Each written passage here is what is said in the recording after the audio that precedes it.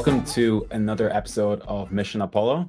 Today we have our COO Nadim and myself, and we have an interesting topic. We've been hearing a lot recently about the economy. Obviously, things are getting more expensive. It's been a couple of years of pretty consistent inflation, although recently there's been some progress made in that direction. But that's not what we're here to talk about. We're not here to discuss economics. We're here to talk about how scooters fit into that picture, and in particular, how you can save money by ditching your car and hopping on a scooter instead. So, Nadim, before we get started, how are you? I'm doing okay. How are you? Yeah, not too bad, not too bad. It's been a while since we've done one of these together, just the two of us. So let's see how this one goes. Yeah. So I thought maybe an interesting place to start in this discussion, would be to ask you to give us a general sense of what are you seeing. Like you travel a lot. You were just in New York. You're in Montreal. You're going to Mhm. head to Toronto. On your travels, any anecdotal stories or information you can share about the general landscape of scooters? Are you seeing more of them? If so, what kind? Yeah. And what they're replacing? Curious to hear your thoughts. Yeah, sure. I guess I'll start with Montreal. It's actually interesting. I think this summer in Montreal was the first summer that I actually started to notice electric scooters like just around. You'd always kind of see the one or Yeah. two, and they're just like you see them so infrequently that you don't really remember that you saw an electric scooter. Mhm. But now I don't step out without seeing electric scooter, and I'm always looking Okay. to try to identify if it's an Uh-huh. Apollo or not. And surprisingly, interestingly enough, it's good, I guess, that I'm seeing Yeah. a lot more Apollos. Yeah, yeah. Nice. 'Cause I there's that always try to take humor advantage too, right? I always take my phone out and try to snap a picture if someone is riding, like a city or something. And then I guess outside of Montreal, well, I think bikes obviously a huge thing, just anywhere more generally. But Mhm. Montreal's been doing a really good job with bike lanes and expanding that.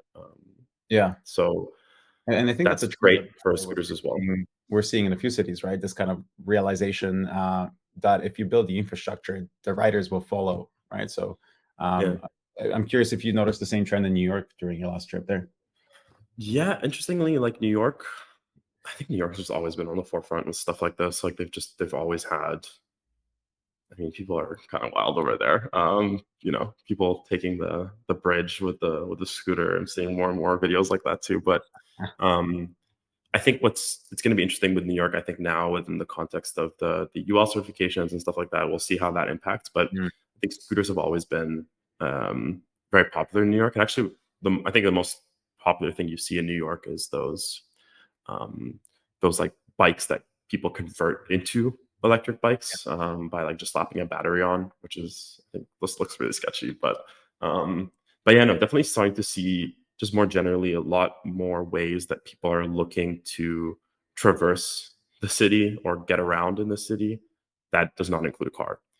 Yeah. I think more and more cities, especially I think like more cosmopolitan cities, starting to look at cars as a problem within the city center.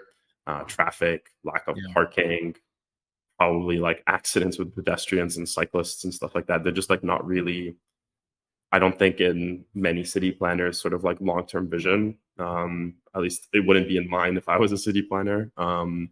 And so I think, cities are starting to look at ways to incentivize and motivate people um, to like, move around and commute and, go do their grocery shopping or whatever, without using a car. Now, I'm Yeah. sure that there's some cities in the U.S. that's not necessarily the case because in the U.S. a lot of cities are really built for cars, but in the New Yorks of the world, that's not necessarily the case, especially like parts of Manhattan and Brooklyn. Yeah. And I mean, I think it's part of a bigger trend too, where cities are, they went through this boom period where all they were building was roads, parking.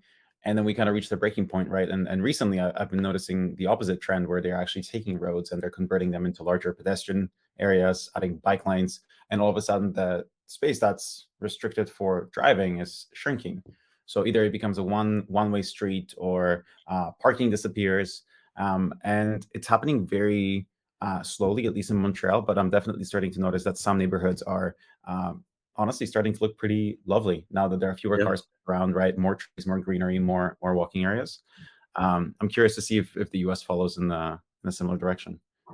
Yeah, it'll be interesting to see. I think, it really, really depends. I think the U.S. cities tend to be much more densely, or much more spread out than Yeah. in Montreal. Even Toronto and Vancouver are different. Um, and then yeah, I mean, anywhere else around the world that I've been, I think little lagging still, maybe outside of Europe. Cars are still so important. Mhm. But I think over time, a lot of the shifts we're seeing in cities like Montreal are going to and Paris are going Yeah. to start trickling down or trickling their way through the rest of the world. And do you think that following the pandemic, there's been a permanent shift towards people using bikes and scooters and alternative modes of transportation and ditching their cars?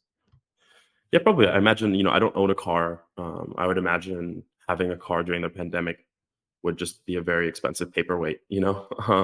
You're paying for parking, you're not really using it. Your insurance is still, you're still on the Yeah. hook for your insurance payments. You're still on the hook for if you're leasing it or any like financing that you're doing on the car, Yeah. and you just weren't using it. So I could see why a lot of people probably look to or would have thought about ditching their car. And then when you ditch your car, if you live in the city, you still need a way to get around. So looking at alternative options, um, very important too. So I think So that's great. scooters have been a very viable option for a lot of people. Yeah, sorry, I think there's a bit of a delay between us. But I think that's actually a really, really good segue. So one of the stats that we talk about a lot, at least in the marketing team, is the annual cost of ownership when it comes to cars. And that number has been pegged by various sources at anywhere between $2,500 to upwards of $4,000 even. And so we're of course looking at gas prices here, which are probably the biggest variable, right? Because the Mhm. prices tend to go up and down pretty in pretty volatile ways. But then there's also the cost of registering your car, any taxes you pay on it, any fees, like you mentioned, that are related to financing and leasing the car, and then lastly, of course, insurance. So can you tell me, just at a high level, if you bundle these costs, and let's call it $2,500 a year, right? How does that compare to owning a scooter over the period of a year? Yeah, I mean, I'd be curious to look at, or just from an outright cost perspective, you're could buy two scooters for just that yearly price, and then own them for forever. I think it'd be interesting to look at from and I've seen people do this on Reddit within the various communities. And just not remembering any of the numbers, but if you looked at your like electricity bills and tried to look at, well, how much does it cost to charge my scooter, and add that into the price, I would imagine that it's nowhere near that. I probably think that the price of the scooter plus anything that you're paying to charge the scooter and when I use the scooter over time, would be probably get like 3 years out of the scooter if you were to put $2,500 instead of the 1 year you're getting out of the car. Yeah. Yeah, fair enough. So kind of a 3-to-1 ratio you're saying for that $2,500, right? Yeah, I think if I was gonna, just off the cuff, but something Right. like that probably makes sense to me, if not Well, more. But yeah, and we're probably talking about a pretty decent scooter as well. We're not talking about an entry level, Segway or something. We're talking about something a little bit yeah, more. Okay. yeah. Like I would say, like a city, Yeah. The finest commuter scooter ever built, as I'm yeah. told. The But, 23 is it's been great. yeah, yeah, yeah. I mean, it Yeah, sounds like you've grown more fond of it following the evolution from 2022 to yeah, 2023. yeah. The 22 was a little rough. The 23 is off to an amazing start, which is really good to see. Good, good. Okay, and so I mean, another topic we just need to quickly address before we're able to move on is what about ownership versus sharing scooters, right? So obviously, there are many different ways to use an electric scooter. Some of them require you to pay by the minute or pay by the kilometer. Others, like us, we simply just sell it outright. Can you just give us a high level picture of what are some of the advantages of owning an Apollo scooter versus using the ride sharing models? Yeah. I'll speak from like personal experience. I remember the first time I ever used a scooter was I was in Miami. I was living in Miami for a few months, 6 months, I think it was, and it was like right in the heyday of Bird, when Bird was first coming onto the scene.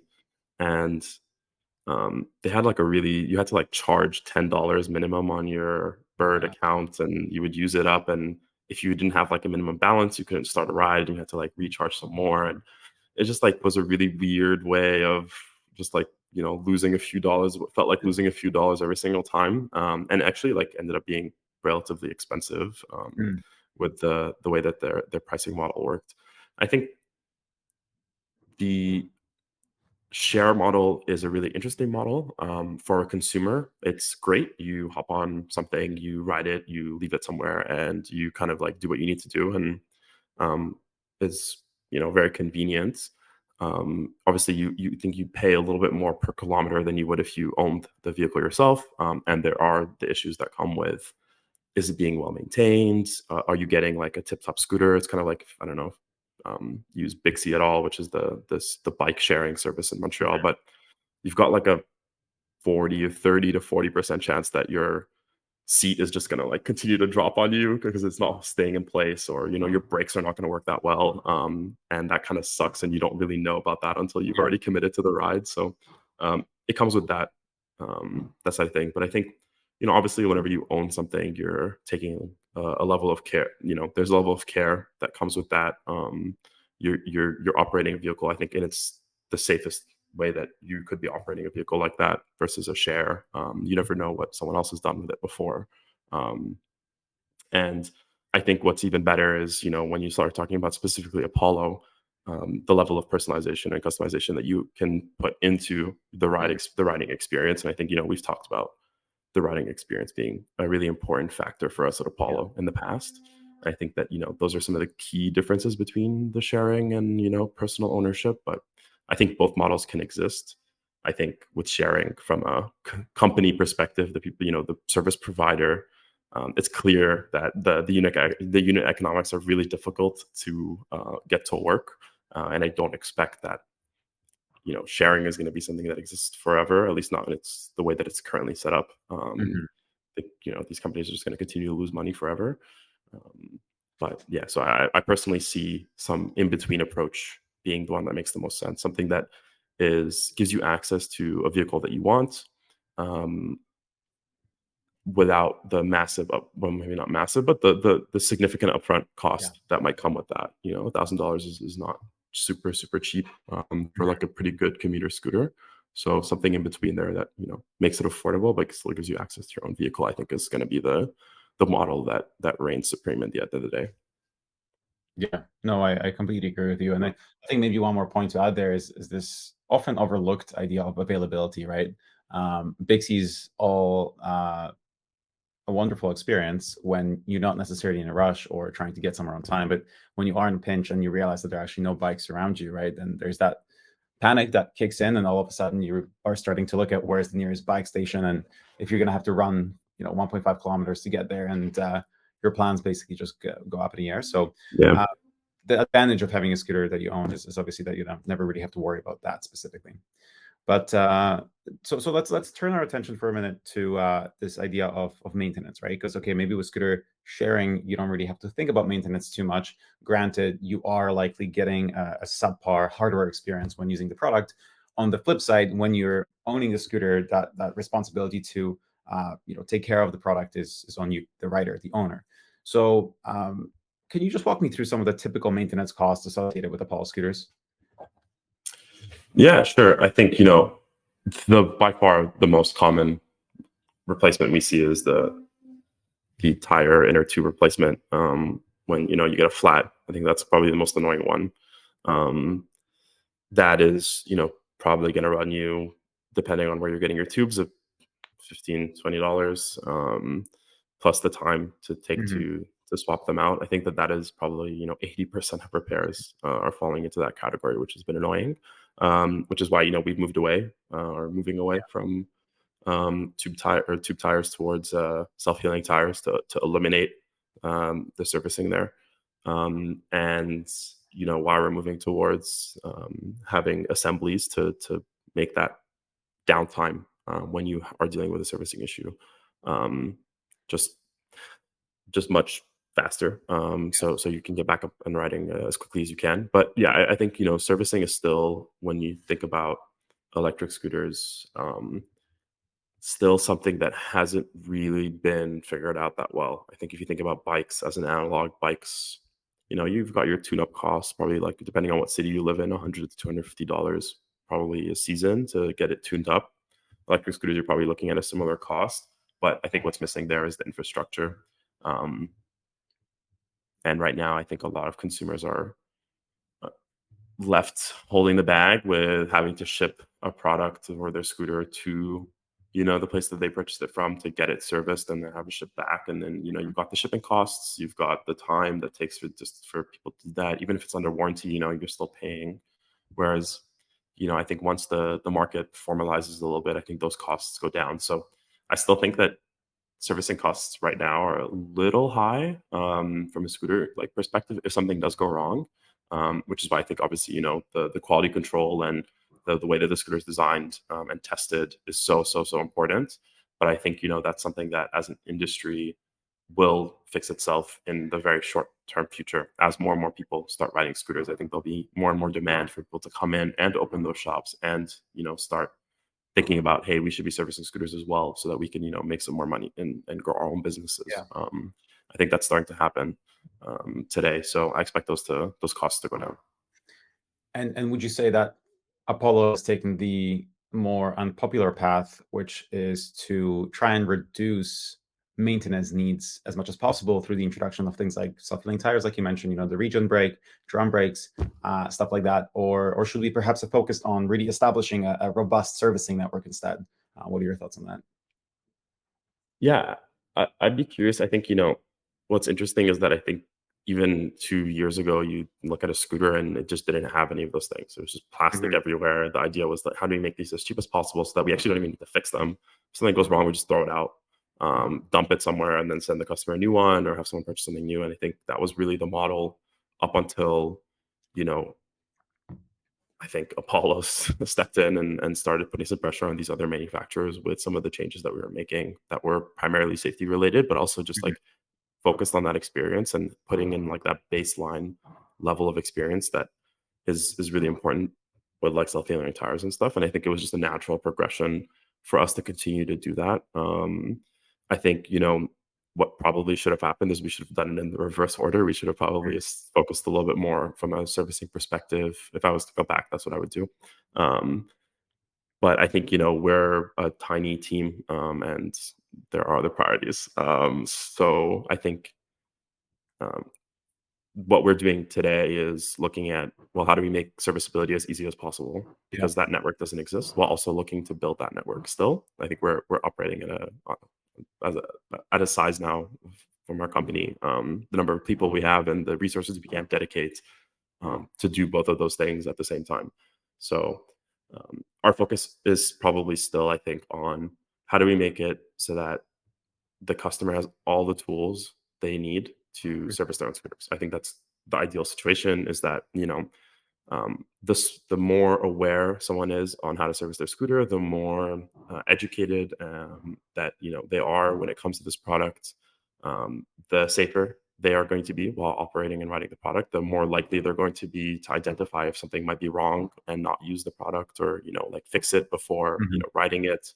Um, and the faster they'll be able to resolve any issues that they have, on their own without having to, like go to a shop, wait for the part to come in, send it, all that kind of stuff that takes a really long time.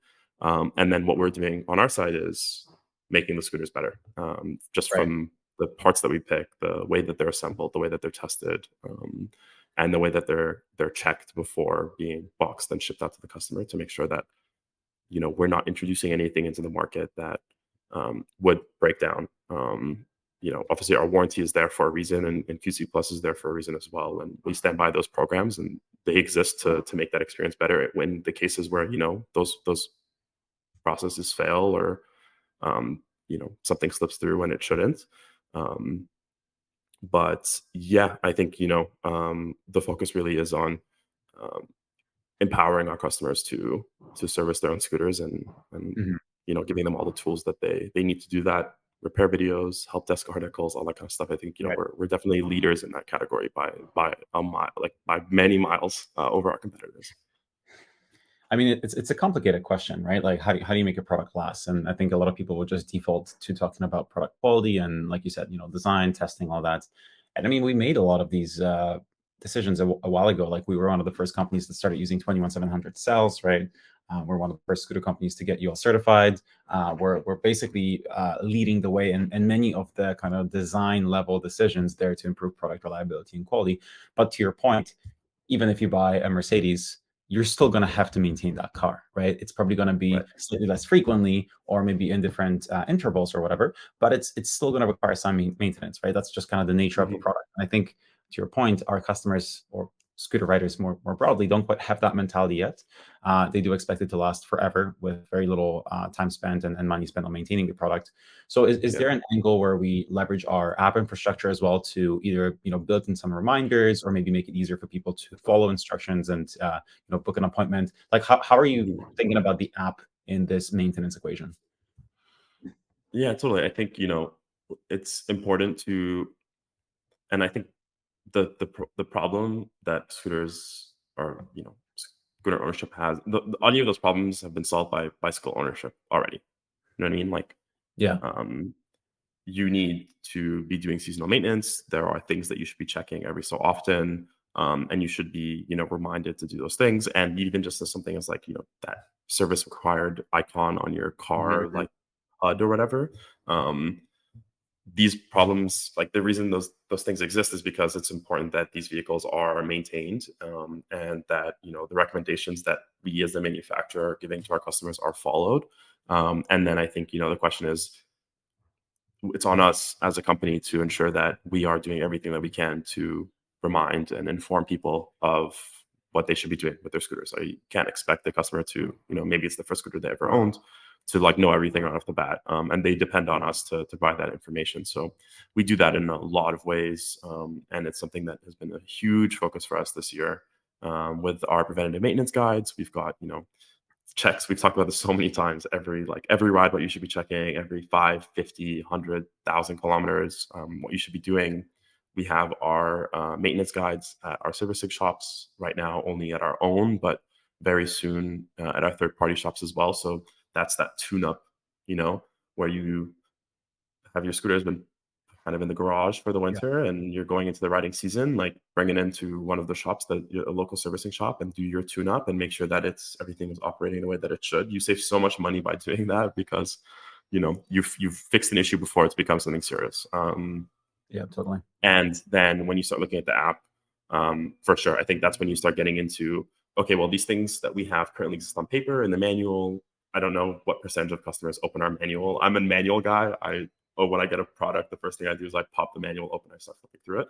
But I know a lot of people are not like that. So I imagine that there's a reason, like an app is the app that we have is such an important part and an increasingly important part of the riding journey. So doing things like notifying customers of the checks that they should be doing when they hit certain kilometer, like when they've surpassed a certain kilometer threshold. So every 500 kilometers, hitting someone with a push notification, or having an activity log somewhere in the app that says like, hey, service due, and these are the Yeah. types of things that you should be doing. And then facilitating the booking process, so they can click a button and make an appointment right away at their local servicing shop. That shop knows that they're coming in that day and knows what service is going to be required. They can come in, turn that around right away, and then you ride back out again. Um, and just trying to make that experience as seamless as possible, I think, is what's going to get people to start thinking about preventative maintenance, I think, a bit more. As much as we can facilitate the process, I think that's where you're going to see more and more people participate in that. And I think that's only ever going to be a good thing, Hmm. for not just our customers, but any scooter rider out there. Yeah. Yeah, I mean, it's funny that you kind of mentioned the idea of driving a car and seeing the service icon pop up. I think a lot of the reactions there are, okay, you know what, perfectly normal. The expectation is set that I will need to bring it in. Let me just take care of this car. But whenever a scooter rider tends to get a notification, reminding them to go service this thing, there tends to be a negative connotation with that, right? Like, why is this product not Right. lasting this long? Why do I have to pay extra? Why do I have to do X, Y, and Z? And I think a lot of that, to your point, is just to do with the fact that people don't have that expectation. So Yeah. how do you think we set that expectation moving forward as an industry? Yeah, I think, I mean, first things first is, I think, if you ask someone, I think if you asked 100 people, how long should your scooter be lasting for? You'd get a bunch of different responses. I don't think you think some people would be like, like a year, some people would be like 2, 3, some people will tell you my scooter should last 10 years.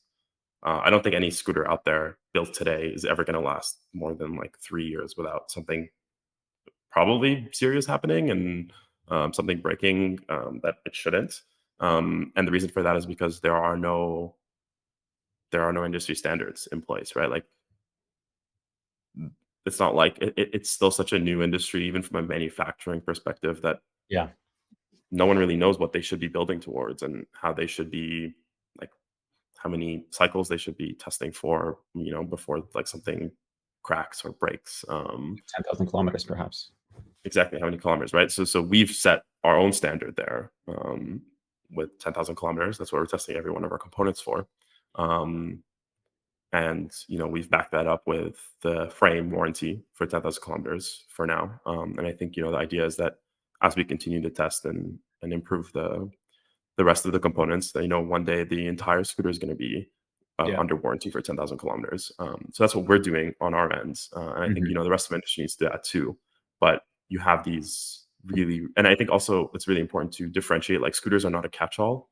Like, your $300 scooter from Amazon or from Alibaba is not built the same way and is not the same type of product as an Apollo Pro or an Apollo City dual motor. Like, those are just built completely different. You know what I mean? They're just a completely different class of vehicles. I think you don't have that with cars because you have those standards, right? Mhm. I think one day potentially regulators come in and say, well, scooters need to be built this way, and they need to meet these certain standards. And we're seeing that with the UL certification. I think we'll continue to see that. And I think there's a real potential that those 300 scooters no longer exist, and just completely get wiped off the market. And then there is your lowest scooter is going to be $1,000. Yeah. And the reason for that is because the investment required to make sure that you're using the right components. And again, I think that's why I like the categories and the range of the price range that we play, or at least we compete in, because it makes sure that we're not cutting things that we shouldn't be cutting, Right. like some of our competitors are. So yeah. I mean, that's like the eternal question, do we just do what people want us to do, which is make a $500 scooter with a big battery using the cheapest cells, dual motor, but using the cheapest motors, that weighs something ridiculously light, using the cheapest quality of aluminum, and too little of it, and Mhm. just put it out there. I mean, that's obviously just a recipe for disaster, right? So, Yeah. like, I think a lot of people, when they come to Apollo, they see the premium price point, they see that we are able to back it with not just certifications, but also our warranty, but also the servicing. And hopefully they understand that there's a lot of thought that's gone into making the scooter last for 10,000 kilometers. Yeah, So, totally. I think specifically with the Pro, it was really interesting to see a lot of people are like, this is so overpriced for what you're getting from a Mhm. spec perspective. And it's interesting that people are still so caught up on the spec. And I think the spec is important, obviously, but I think the build quality is the most important thing that you should ever be considering when purchasing a Yeah. scooter. Because yeah, maybe it can go like 150 kilometers an hour, or maybe you've got a 60-volt battery or 72-volt battery in there. Maybe you're getting 200 miles of range, but if that Where do thing you get breaks the in parts from? half Right. Yeah. while you're riding it, like, Yeah. what are you doing with all those specs? Nothing, right? Because people are looking at it as like, here's the sticker price, here's what I'm getting for it today, right? But nobody Yeah. nobody looks at it from the point of view of like, I'm going to own this thing for, let's say, three years. What kind of parts do I need to buy over the course of 3 years? How many Mhm. service issues am I going to have? How much am I going to spend on shipping this thing, right? Like, nobody does like a lifespan evaluation of the expenses associated with ownership. And I Mhm. think that's sort of what we're trying to say. Well, hold on, when you buy an Apollo, you actually save on all these things. Maybe it's not an Right. upfront kind of cash off type of deal, but over the course of 3 years, you definitely outlay far less than you would owning a, I don't know, a Cabo or something. Yeah, So totally. Agree. yeah, so where I was gonna go with this next is really trying to understand this notion of depreciation, right? So when we're talking about cars, when we're talking about value, when we're talking about kind of cost of ownership, depreciation is one of the bigger contributors to that. How would you look at depreciation in scooters? In what context? What do you mean? How much is an Apollo worth at the end of 2 3 years, when, let's say, you've kind of gotten most of its use out of it? So we've tried to model this a little bit. I guess maybe I'll drop a little spoiler here. Where we've been very much thinking about building a bit of an upgrade program. So after your scooter has, after you've ridden your scooter or used your scooter for a certain amount, you could trade it in for a different model, Mhm. and get a trade-in value that you can then use later. And as part of that, we even started thinking about, that question of, okay, what's the scooter value? What's the scooter worth after X amount of kilometers ridden on it, and how do you add a value onto that? I think there's a lot of different ways you can think about depreciation. I'm not strong from a financial perspective. I'm sure some people watching this are probably going to be coming up with much better ways to do this. But if you look at just like a flat depreciation model, I think, I don't know, let's say a city, let's say, I don't know, a Phantom 23, you was the MSRP 23.99, 21.99. We've been discounting a little bit this year, so somewhere around there. Probably, like once you've passed like 4,000, 5,000 kilometers, you're probably looking at almost like a bit more than 50% of the value of that scooter has gone. After If you were to 5,000. use like if you were to use like a flat sort of depreciation model, but I think, a lot of questions still about what the best way to handle depreciation with a scooter. So I don't know if I really answered your question that well, but that's kind of how we're approaching it today. I mean, that's. I mean, of course, I understand this is just an exercise to understand sort of what are the parameters and how do we want to model it. But if we take what you just said, which is taking half of the MSRP of the Phantom, which is what 1150, and dividing it by 5,000 kilometers, we're looking at 23 cents per kilometer, which is pretty phenomenal in terms of depreciation value, right? Mm-hmm. Like that's all things considered, the cost, the utilization of the device is nothing. I mean, how else can you travel a kilometer for 23 cents? Walking, I suppose, But even then, Right. if you want to get all kind of creative, you're probably spending money on food that is generating the calories that go into your body and all that, right? So is it Yeah, really sure. 23 cents? Or maybe it's less more. I don't know. But the point is 23 cents with virtually no gas costs. We looked at the annual cost of charging, by the way, and we estimated it to be between $3 and $4 USD per year for a scooter. Oh, Um, really? so That's really nothing. extremely affordable too. Yeah. Mhm. So let's just pretend that it doesn't really exist because it's so Right. negligible. Minimal maintenance costs. We're looking at just upwards of 20 cents per kilometer. Mhm. How else can you travel that cheaply? Public transit, perhaps? Yeah, it's a public transport or even maybe like a mechanical bike. If you're cycling, that's probably Yeah. another way that you could do it. Although, road bikes can be, I guess they're like equally expensive. I would say maybe the bike is probably the winner here in the category. But again, you're cycling, you're not sitting Yeah. on something and you're not like using a magic carpet, to ride around the city. So the bike as well being a great vehicle. I love biking and I love bicycles generally. They have Yeah. their downsides. You want to take your bike to the office, you're going to arrive all sweaty and gross, and no one's going to want to sit next to you.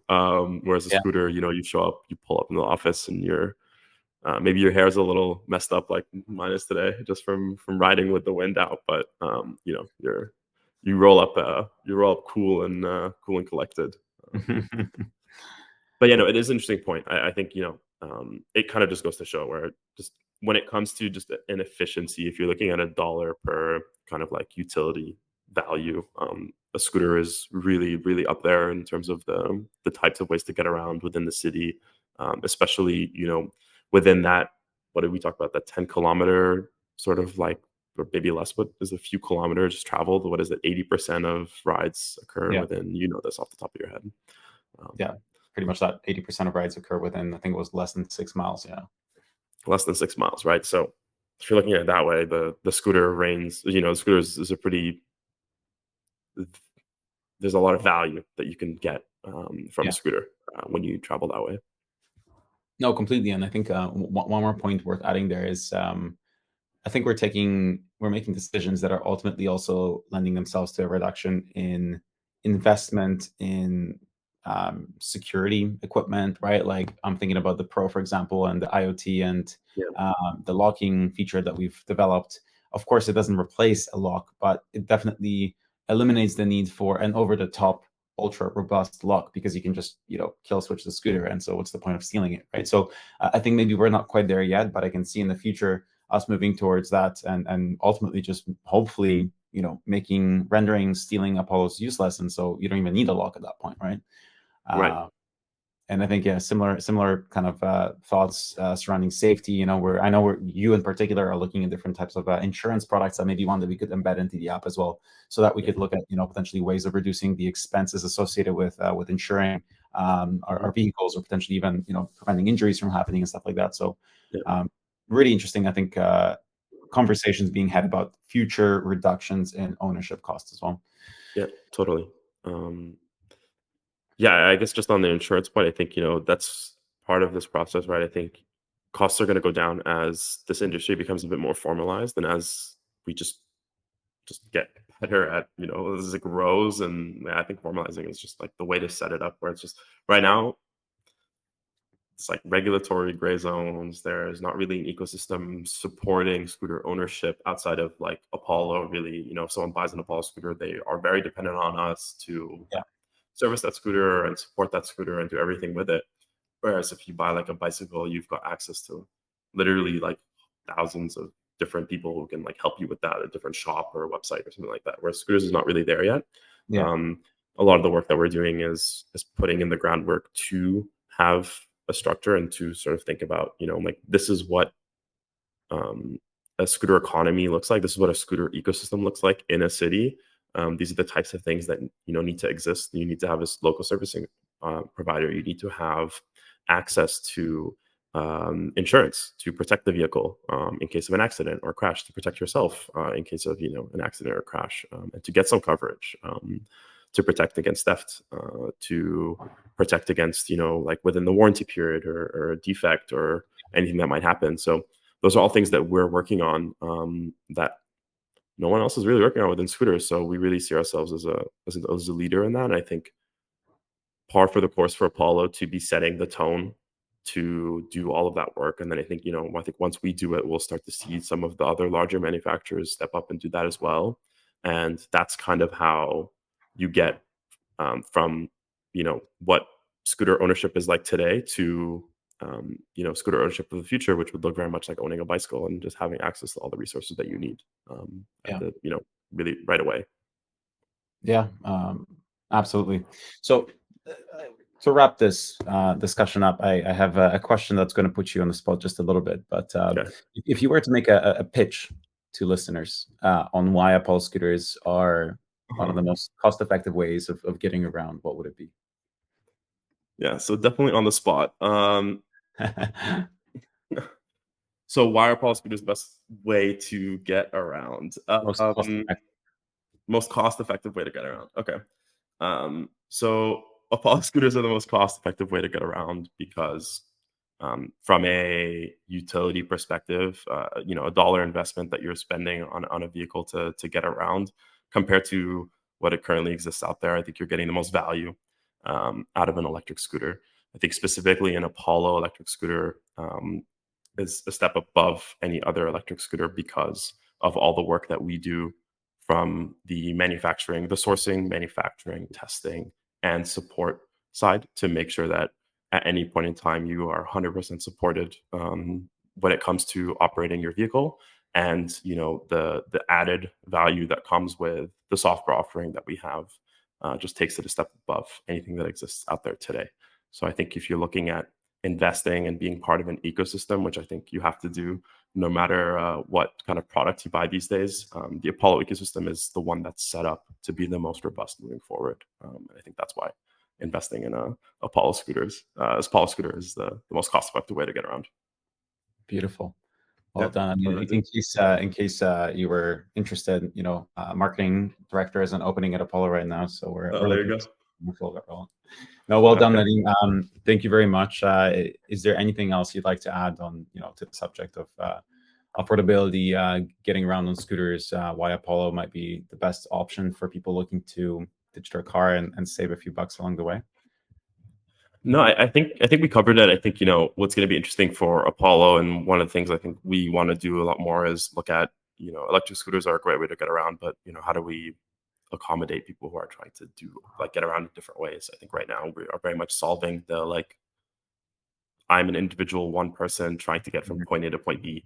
And I don't have anything, I'm not carrying anything, maybe just a backpack or something. I think when you start looking at, okay, well, how are other ways that people are moving in the cities and how can Apollo solve those problems too? I think that's where we start getting into um, a lot more interesting challenges and different types of products. And I'm very excited for us to do that a little bit more, but I think we still have a long way to go with scooters.